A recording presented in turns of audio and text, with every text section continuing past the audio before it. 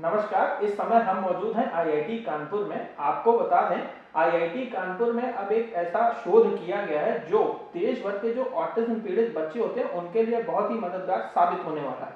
हम आपको बताना चाहेंगे कि अब ये इस तरीके के बच्चों की जो सोशल कम्युनिकेशन स्किल होती है इसको बेहतर करने के लिए जो रोबोट है वो मदद करेंगे। ऑटिज्म पीड़ित बच्चों में दो चीज़ें बहुत खास हैं। ठीक है।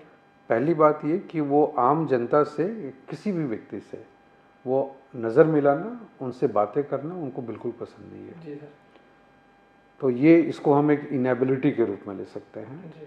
पर जो उनके भीतर एक इंटरेस्टिंग एबिलिटी है वो ये कि जो निर्जीव चीज़ें होती हैं, इनएनिमेट ऑब्जेक्ट्स हैं, उनके प्रति उनके मन में बहुत फैसिनेशन होता है। ठीक। क्योंकि नाउ रोबोट इनएनिमेट है तो जीवित तो है नहीं है। ठीक है। लेकिन इसको अगर आप ह्यूमन बींग्स से मिलता जुलता अगर आप मूवमेंट कराइए तो ये उनके लिए एक ट्रेनिंग टूल बन सकता है। ठीक है। ये बेसिक आइडिया ये था। ठीक है। और हम लोगों ने यहाँ से शुरुआत की। जब आपके अंदर एक सोशलाइजेशन होता है तो आप दूसरे की भाषा समझते हैं, दूसरे के हाव भाव समझते हैं, और भाषा और हाव भाव दोनों को अगर मिला दीजिए तो आप अगले व्यक्ति की क्या मंशा है वो आप समझ सकते हैं। वो क्या कह रहा है, उसकी क्या मंशा है, दो चीज़ आपने समझ ली तो आपको ये पता है कि हमें कैसे अब रिस्पॉन्ड करना है।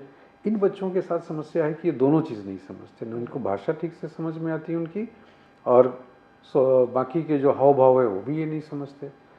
तो हम लोगों ने शुरुआत जो इसकी 3 साल पहले की थी, उस समय हम लोगों ने शुरुआत की कि जो नॉर्मल बच्चे वो अपने आप को भाव के रूप में कैसे प्रकट करते हैं। तो जिससे मान लीजिए कि हम कमर यूँ हिलाते हैं, मुंह बिचकाते हैं, है ना, गर्दन हिलाते हैं, इस तरह से गर्दन हिलाएंगे, हाथ दिखलाएंगे कि इतना बड़ा था, इतना छोटा था, इतना सा था। तो जो शब्द है और जो भाव है उसका एक सिंक्रनी पैदा करता है। तो नॉर्मल छोटे बच्चे कैसे कम्युनिकेट करते हैं इसको हम लोगों ने रिकॉर्ड किया। और फिर एक दूसरे सेट लिए हमने बच्चों का, जिनको ये दिखलाया कि ये तुम भाव देखो और बताओ कि ये कौन सा भाव था। और वो भाव जिनको कि मेजॉरिटी ने कहा कि ये खुशी जाहिर कर रहे हैं, ये गुस्सा जाहिर कर रहे हैं, ये डिस्कम्फर्ट जाहिर कर रहे हैं, उन चीज़ों को हम लोगों ने नाव रोबोट में प्रोग्राम किया। तो अब ये नाव, क्योंकि ये भारतीय रोबोट नहीं है, अब ये भारतीय बच्चे किस तरह से अपना हाव भाव प्रकट करते हैं उस तरह से इसने करना शुरू किया। नाव रोबोट का जो स्पेशलिटी ये है कि इसको पास 25 डिग्री ऑफ फ्रीडम होता है, यानी कि ये 25 दिशा में अपने आप को घुमा सकता है। और जस्ट एक कंपैरिजन के लिए कि ह्यूमन बीइंग्स में करीब 32 से 40 डिग्री ऑफ फ्रीडम होता है। तो इस हिसाब से नाव काफ़ी पीछे नहीं है, वो लगभग सेम स्केल पर है ह्यूमन बीइंग्स को साथ। तो हम लोग जो पहला हम लोग का था कि ये 25 जो दिशा में ये घुमा सकता, क्या इसी से ये सारे इमोशन को एक्सप्रेस कर सकता या नहीं, ये हम लोग का पास पहले चैलेंज था।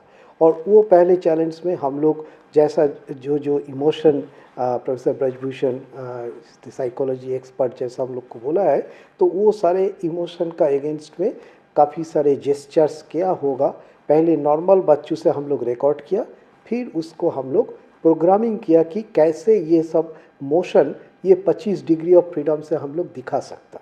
और वो जब हम लोग सक्सेसफुली प्रोग्राम कर पाया तब रोबोट ने ये सारे इमोशन को एक तरीक़े से एक्टिंग किया, और वो एक्टिंग के बाद हम लोग डबली कंफर्म किया कि yes, robot is a good actor. It can for a child a robot is able to convince कि ये इमोशन है। और चीज़ को इस्तेमाल किया, हम लोग अभी आर्टिफिशियल इंटेलिजेंस को लेके आ गया, क्योंकि बच्चों लोगों में जब कोई चीज़ में इंटरेस्ट आता है तो उनको फेशियल एक्सप्रेशन में कुछ छोटा छोटा चेंज आता है।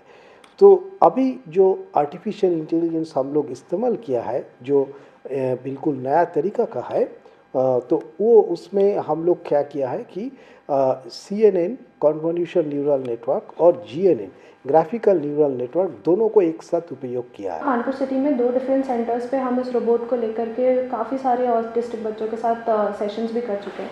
वेरिन वी हैव सीन, जो हमने सर ने बताया कि 3 सेट ऑफ एक्सपेरिमेंट्स हैं। पहला एक्सपेरिमेंट जो कि हम देख रहे थे बच्चों में कि नेम कॉलिंग में बच्चे किस तरह से रिस्पॉन्ड करते हैं, कि बच्चे का अगर रोबोट नाम बुला रहा है या अगर कोई नॉर्मल इंसान नाम बुला रहा है तो बच्चे का क्या प्रेफरेंस रहता है।